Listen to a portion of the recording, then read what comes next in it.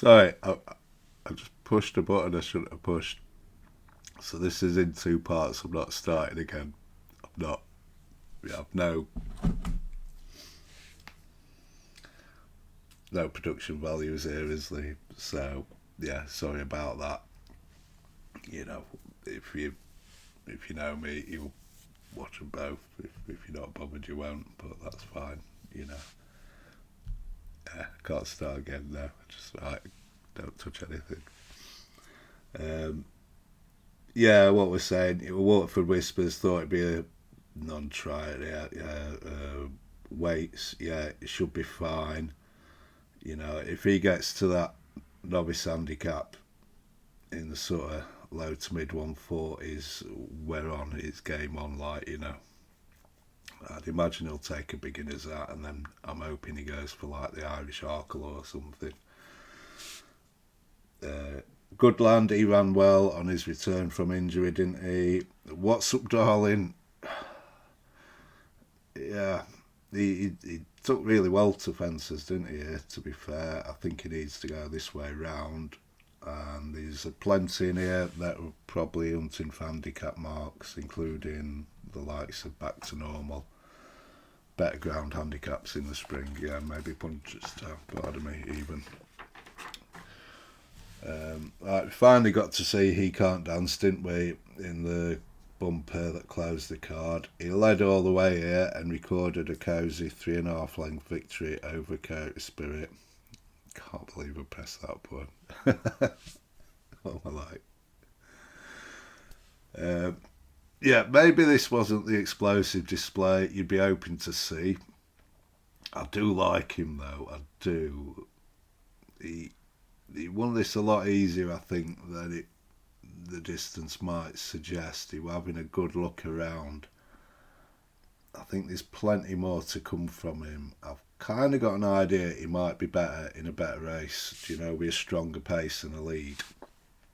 He's 20 to 1 top price for the bumper. I had a little think about that. Shall I put him up at 20s? I like him. I mean, I've got a bit of change on him, I have.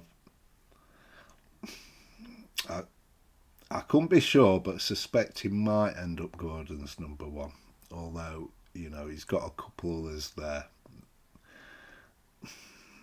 And that's kind of what puts me off a bit, because, you know, at the same time, when Gordon wins that bumper, it's normally with like an Envoy Allen or Sir Gerhard, isn't it? You know, something, although they ended up with, well, he was his, weren't it? You know, it's normally something that's got a big rep and he comes out and just blows you away. He may not really had one like this year, and I kind of suspect Willie's probably got an aeroplane somewhere at home. You know, he's dominated that race over the years, hasn't he? And yeah, I suspect the bumper may be going to Willie again. You know, I do like this horse and he's one to follow, and not just for this year. I think, you know, next year too. He's a nice horse. He is. He can't dance. Right, Sandown then. We're going with soft, good to soft in places on the chase course, heavy in places on the hurdle course. It went to heavy on the hurdles course after race 1, and it went to soft heavy in places on the chase course after race 4. So yeah, it was that day, weren't it? Saturday, it just got worse through the day basically. Right, 2 mile grade 1 Henry VIII Novice Chase. Luda Sud beat Touch Me Not nearly 4 lengths here. Down memory lane, just over 4 lengths back in third. Another 4 lengths back in third.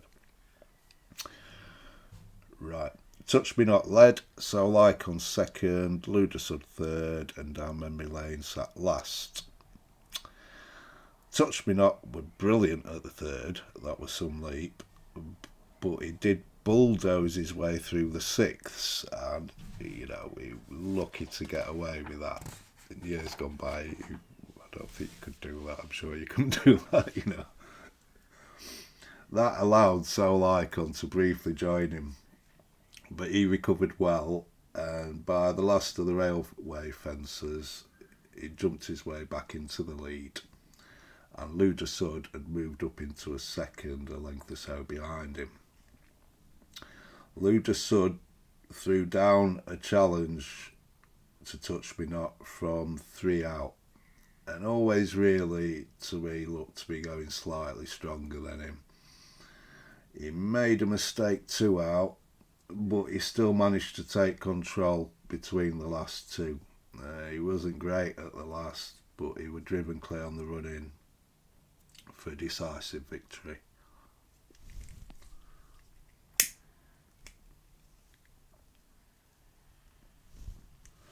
Right, Luda Sud, he weren't as pretty, was he, as his previous win, but he was taking on a better class of horse here, and the ground was much softer.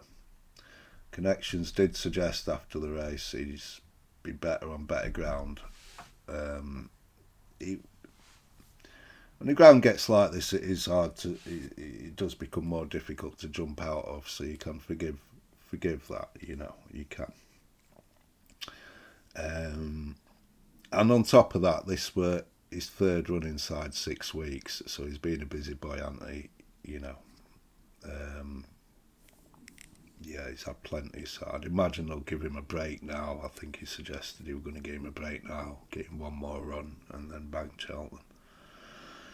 He will have to be better than this to be taking an Arkle, but there's good reasons to believe he can be better than this. He's got course form, he's got festival form, and he remains a big contender for that Arkle. He does.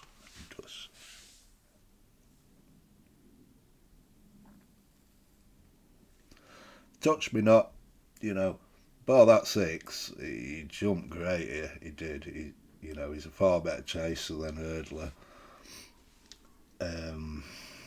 I'd be struggling to see why he should turn this form around though with the winner. Down memory lane, he hated this ground. He would never jumping or travelling at all, and as such he did remarkably well to be beaten only 8 lengths here. I'd say he were more inconvenienced by the ground than the winner.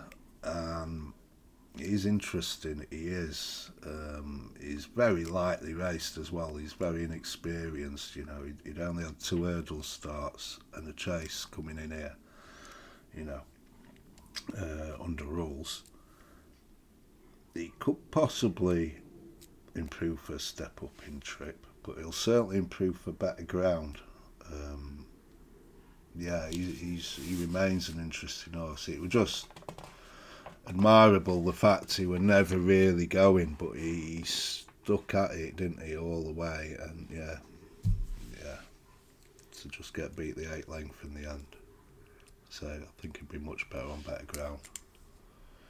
The 2 mile grade 1 Tingle Creek, John Bond beat Quilixios 8 lengths here. JPR won another 2 1/4 lengths back in third. Quilixios led early from John Bond, who made a mistake at the second that knocked him down the field. He quickly recovered though, and by the third he was pressing Quilixios. At the 6th he took the lead, but he got in a little close to the last of the railway fences, and this allowed Quilixios to rejoin him. He outjumped Quilixios 3 out and took a decisive lead there. He got in close to 2 out, but then he just sort of careered away between the last 2, jumped the last well, and he lengthened well clear on the run-in. John Bond, Oh, Nicky Henderson. Yeah. John Bond's the 2 miler, I hope, can represent our country. We've got to fight against the enemy. That's Churchillian stuff there, isn't it, from Nicky? we're at war here or something, I don't know. That just made me chuckle when I read that. Yeah, war rhetoric from Nicky here, but it was a class performance. You know, he's 4 from 4 at Sandown now. He looks fairly unbeatable there to me. We've said that before, haven't we? However, the champion chase isn't at Sandown, is it? It's at Cheltenham, and he's 2 from 5 at Cheltenham. You know, all his 3 defeats coming there. But you know, he does handle the track. It's not to say he can't win a champion chase. You know, we've said this, haven't we? It just depends what turns up on the day and how they perform. You know, there's plenty of past champion chases John Bond would have been capable of winning. So it just depends what turns up and how they run. Really, you know, he's a big contender. He is for this. You know, but we'll just see what gets there. Quilixios ran well, and he'll find easier opportunities than taking like John Bon on in his own backyard. Still think he's a grade 2 horse, you know. But yeah, he ran well here. I'd say this would probably create best from him. I would. JPR1, yeah, he hated the ground. He did. We said before, didn't we? He needs that. He needs the right set of circumstances. He needs a strong pace and decent ground. And given that, he's capable of better than he showed here, I'd say. Right then, Sunday, Cork. We were soft, yielding to soft places on the hurdles and yielding to soft in places on the chase. Yeah. My clever idea to include the goings, I thought, yeah, nice. And yeah, sometimes you get a bit complicated, don't they? Like, you know. Alright, 2 mile grade 2 mares, Novice Chase, only by night, beat Nara, nearly 4 lengths here. This were run a good clip, it were. Only by night, she was settled towards the rear. She came there absolutely swinging 3 out and just eased clear on the running, didn't she, for like a stylish victory. This saw her price slashed for the mare's chase. She's a top price 12-1, I think, now. She does have a stamina to prove yet, but clearly she's a huge contender there if she proves that stamina, you know. You do have to stay well to win that mare's chase. It's on that, you know, takes a bit of getting on that track. She might do, we just don't know yet though, do we? I mean, watching her here, you'd think she would, but until she does it, you don't know. Yeah, it were on a good clip this. They went fast early, it kind of steadied it a little mid-race, you know, just a little bit. And they picked up again, you know, turning for home. This were only 1.5 seconds slower than Energamine, and she carried £5 less. So this compared well, I'd say. Nara ran well here. She did. You know, she's not got the scope of the winner, who's like a fine, big, scopy mare, like, you know, she's not like her. And maybe that showed a little there, her jumping were a little sketchy. But she deserves credit for being up there on the pace all the way, you know. And she stuck at it well. She'll win plenty of races. She will, if she can brush up on her jumping a little anyway. But yeah, performed with big credit here, I'd say. Right.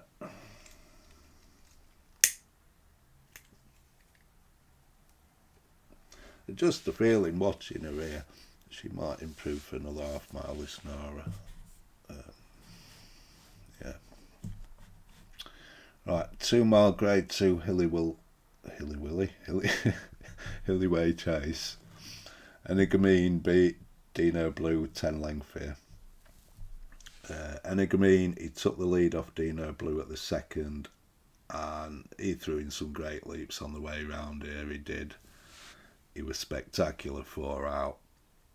He made a mistake 3 out though, where we went right. He jumped 2 out well, but right again. And coming to the last, Banbridge was trying to throw down a challenge, but Energumene again went right, and Banbridge lost Richard Egan there. Again, this is one to ask a jockey. The way I saw it, I think the way Energumene jumped right kind of maybe put off the horse and jockey there, and I think that were why we saw the unseat. Yeah, that'd be my sort of thoughts of it, but I happily stand corrected there. You had to feel for Richard Egan here. He didn't look happy, did he, after, Personally, I don't think he would get into Energumene. I don't. Energumene hit the line well here, but I guess that is subjective, and maybe some would disagree.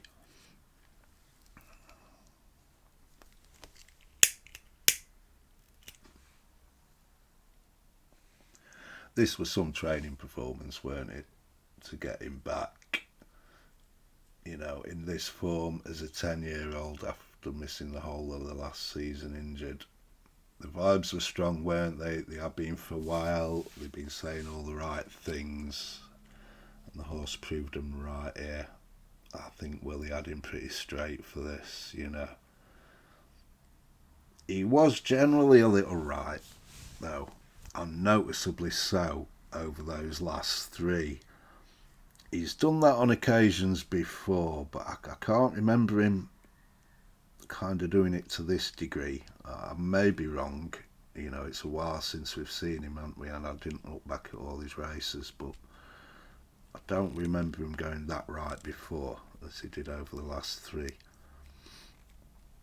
Yeah, if he'd had a clear run of things, this horse, I think there's little doubt he'd be a 3 times champion chase winner now, and he'd be going for his 4th, wouldn't he? He's a fantastic 2-miler, he is. And at his best, his best is better than the best around at the moment, it is,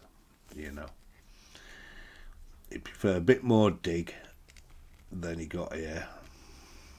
And I guess if Willie can keep him in one piece, he'd be a big contender on the day despite his age. He's not for me.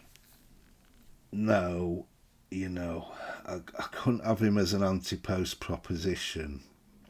It shades at Allaho, isn't it? This, again, you see this so many times over the years, and it's just so rare they get him back there, Paul did it with Denman, didn't he? And Nicky did it with Sprinter Sacre, but, they'd be in a serious minority compared to the ones that don't, and for that reason, no, I couldn't have him on my mind myself. But yeah, if he got there on the day, I'd have a think about him despite his age. Generally, I'm against these old horses in Grade 1s though, and for good reason if you look at the records, That's just my thoughts, but yeah. And the going right thing as well, you just wonder, don't you, with that injury that he had, is that come into play a little bit there? Maybe not, That's maybe another thing to ask a jockey, But yeah, that's kind of something on my mind with him. Banbridge, he ran a blinder here, didn't he? He clearly came on plenty for that reappearance. He looked like he would do. As far as I know, the King George is the plan. If he hadn't unseated here anyway, Connections would have been delighted with this run.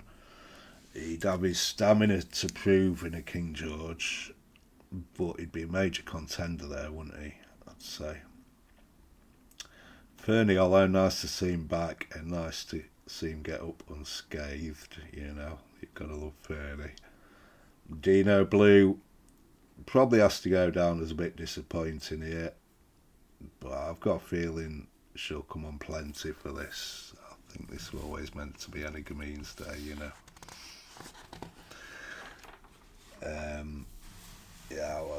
forgive me, I'm getting a bit short on time here, so we're getting towards the end. Huntington Soft, 2.5 mile grade 2 Peterborough Chase. Jello beat Protector at 6 lengths, with Ginny's Destiny another 7.5 lengths back in third. Jello, yeah, he was an easy and stylish winner here, weren't he? You know, I'll give you my take on this. You know, like I say, it's just my thoughts. This, he's entitled to be improved in Jello. He is. He's 6 rising 7, and he's 4 from 9 over fences now. I think he's better right-handed. I do. I think tracks like here, Kempton and Ascot would be ideal for him. It's a bonny little thing in here, and yeah, I think like fairly quick track going right-handed is bang on for him. There's that Ascot Chase, isn't there? Is it January, February, so 2.5 miles ish? That, you know, them races Pic Dory goes for. I could see him in them races, and I'd give him, you know, a fair shout there at turning Pic Dory over. Personally, I wouldn't have him on my mind for Ryanair. I'd need to see him do it again, like left-handed on a galloping track, you know. He were good though, he were good, but I'd say the race fell apart, yeah, it did. Protectorate, yeah, he was second. This was the first time in nearly 4 years he's gone right-handed, you know. The last time was nearly 4 years ago, and he got beat in a 3-horse race at 1-2 after jumping left-handed. Ginny's Destiny, I think he's an handicapper. I do. Sorry if you like Ginny's Destiny. Right then, performance of the week. Right. This was tricky again. Subjective, you know. I could just give you the 3 best performances of the week on ratings, but that'd be kind of boring, wouldn't it, you know? So I just, for me, John Bond I gave to number 1. You know, he's top class. He's top class. He took out the grade 1 Tingle Creek with a commanding performance here. Number 2, Just Only by Night. Yeah, she wowed me here. You know, the way she came there, just swinging like 3 out. This were grade 2 as well, you know. Yeah, she looked good. She's a fine, big, scopy mare. If she can get the trip, she'd be a big contender in that mare's. But I just don't know yet. But yeah, yesterday I thought she was brilliant. And number 3, she just edged out Il Atlantique, who I gave to number 3 because he won the beginners, weren't it? But he's a stunning looking horse, this, you know. He wowed me, he did. Fantastic display of jumping on his fencing debut. And we just got to see if he can go on from here, haven't we? He's, you know, fell for him last year. Right then, so that's all that. Right. Ante-post roundup then. Yeah, we haven't done this for a while. Right then. Supreme, we've got 1 point on William Money at 25s, he's now 33s.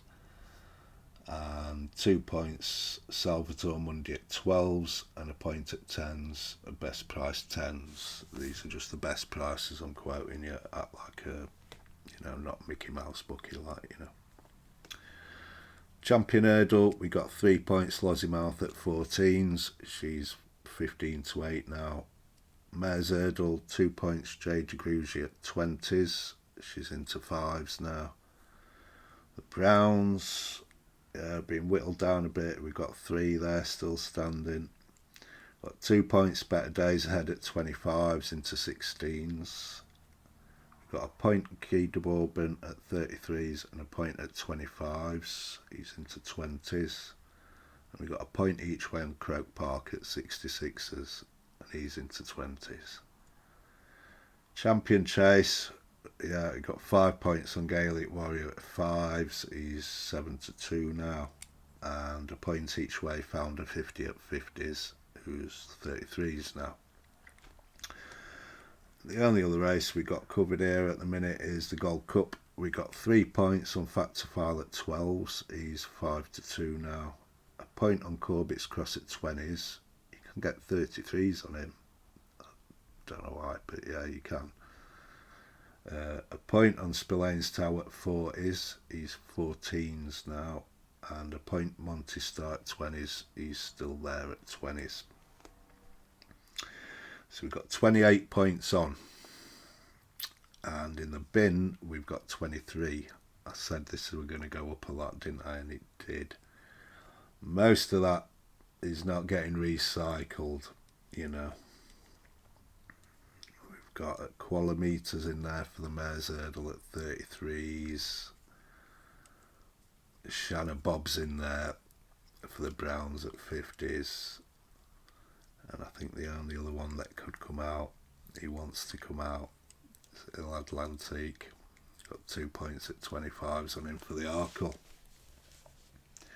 He's like, you know, can I come out at the bin, please? I was awesome on Saturday, Sunday, whenever. I was awesome this weekend. Can I come out? Like, no, do it again, and we'll have a conversation about it, you know. But now he's still in that bin. And just quickly, yeah, we'll have a little chat about some of these just quickly. The other sort of anti-post bets we put up there, we had Iroko for the Hennessy at 14s. That never happened, did it? Fast or Slow for the King George at 10s, out for the season, isn't he? I think he was going to go for that King George, you know. Yeah, he picked up a knock, didn't he, during the race? And I think Martin said he trotted out fine the day after, but then I think they sort of put him in work again, and yeah, he's not fine, so he's going to miss the season. Shame. And I suspect that, you know, contributed to his slightly below par run there as well. I'd liked him in that King George, but that's the way it goes. And the only other one then out of them other ones is I Know the Way You're Thinking at 33s for the National. He's still live for that, and he's top price 25s. I guess from his point of view, he's just not got to run an absolute blinder in the Savills, you know. That's where he'll be going. Yeah, providing he don't get too close to like a galloping or something there, I think we'll be on for the National, like, you know. And he could run well in that Savills, but yeah, I'm thinking National. Well, hopefully we might get one of those three into the race anyway. So yeah, we'll just have a little chat about these races then, I suppose. The Supreme, yeah, close to putting that horse up at 50s today. I suppose I just worry a little bit. We might have gone a bit earlier with the Supreme. I mean, Jesus, we've only played in 6 races up to now. We've taken it pretty steady, really. I do wonder if maybe we've gone a bit early in this Supreme. When you saw that horse, that Novice Doherty, you know, how many more has he got like this, you know, Willie? So, I don't know. But we'll see. I mean, if Salvador Monday comes out at Christmas in that Grade 1 and he wins well, you know, you're going to be looking at 7-2 or something, you know, so we'll see. William Money, he's just kind of gone AWOL. I don't know what he's doing. But there's still time. We liked Nicky's horse Manila Premier. I've not seen out of him, not heard anything of him, so yeah. Willie's got some ammo, hasn't he? It's either Salvatore Monday, I think, or it's some French thing that we've not really seen yet. and I wouldn't dismiss that. Kate Doherty, he's 50s. You know. Champion hurdle, yeah, we've nice looking bet there on Lossiemouth, haven't we? 14s, 15-8 now. You know, I love this horse. You know, I think the only thing that beats it is like an on-song Constitutional. I'd be happy she beats Statement at Cheltenham. I'd be happy she'd beat a Sagino at Cheltenham. What else is there? Bright Days Ahead. I think she might come here, I do, you know, but maybe they'll test the water, maybe they'll take on Stateman again at Leopardstown just to see, and if she does him again, then I think she'll be coming here. I love her, I do, but I think Lossiemouth's just got that extra gear, like, you know, so I think she'll take care of her. Do you know, the only one that just niggles me a little bit with that horse, Alzadal, that one last weekend. You know, I did throw a bit of change on him, just a bit of change. He was a big price, weren't he? I did get, I think he might be 20s now. You just don't know what that horse is, do we? He'd be the only one really that just worries me in the slightest. Bar the obvious Constitutional, you know. But yeah, we've got a great looking bet there anyway. Jade Grugy, yeah, 20s into 5. She's missing the first half of the season, isn't she? You know, hopefully we get to see her sort of January, early February, the latest, like, you know, and hopefully he gets her there. If he does, you know, that form with Bright Days Ahead, she'll be there with a chance, like, you know, she will.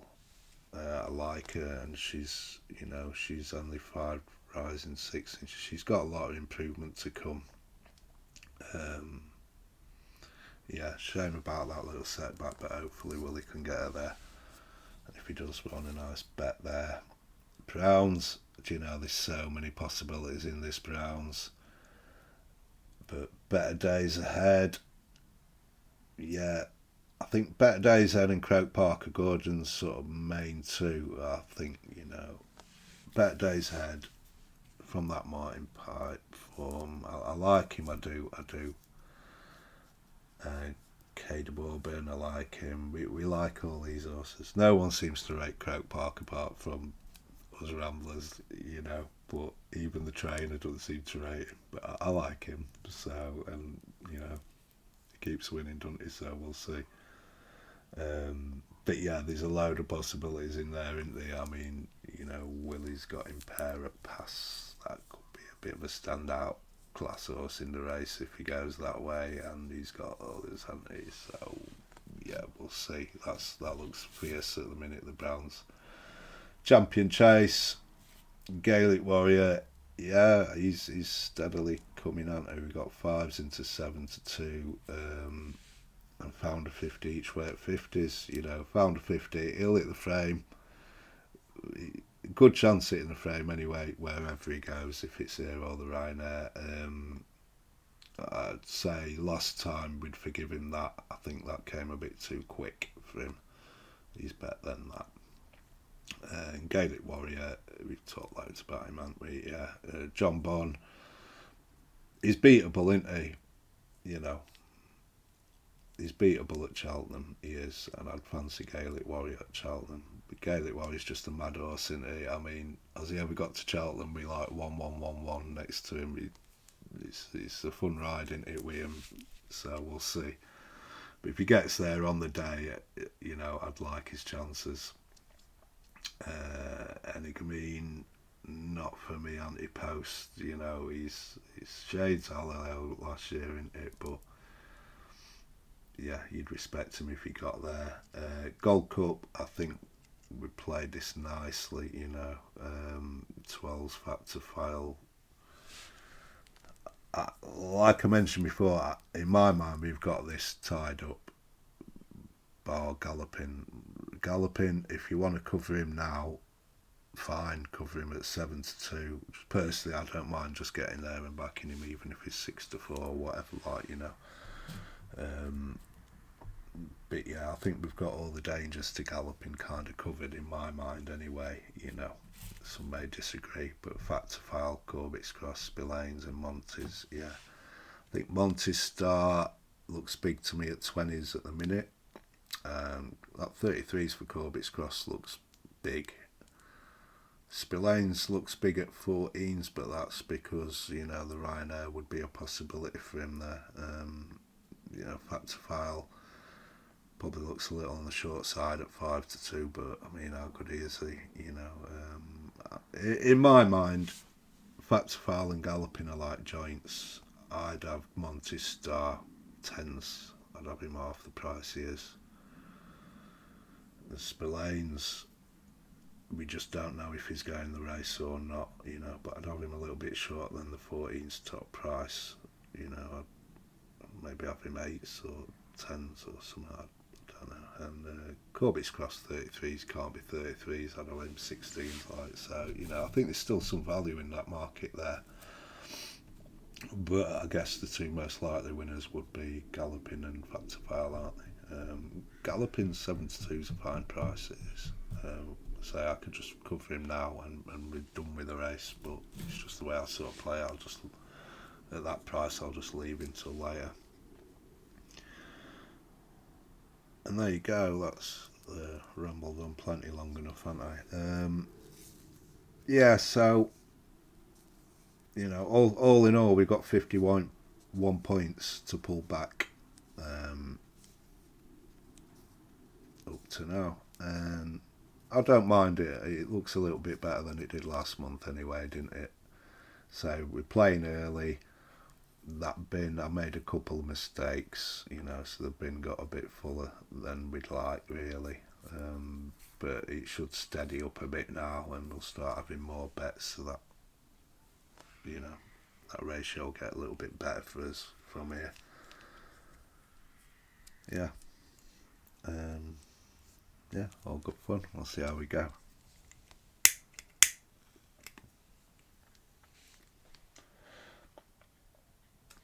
Yeah, so I'll see you again next week. It'll be the same again Monday next week. We'll have some interesting racing this week. We've got Cheltenham at the weekend, haven't we? We'll get to see.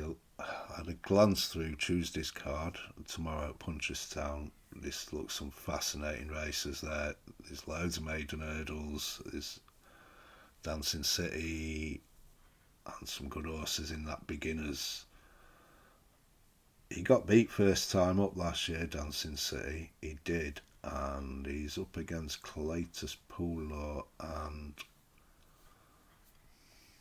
there's one or two interesting ones. I didn't write them down, but there is. I won't be smashing into Dancing City at odds on anyway, for all that he might win well.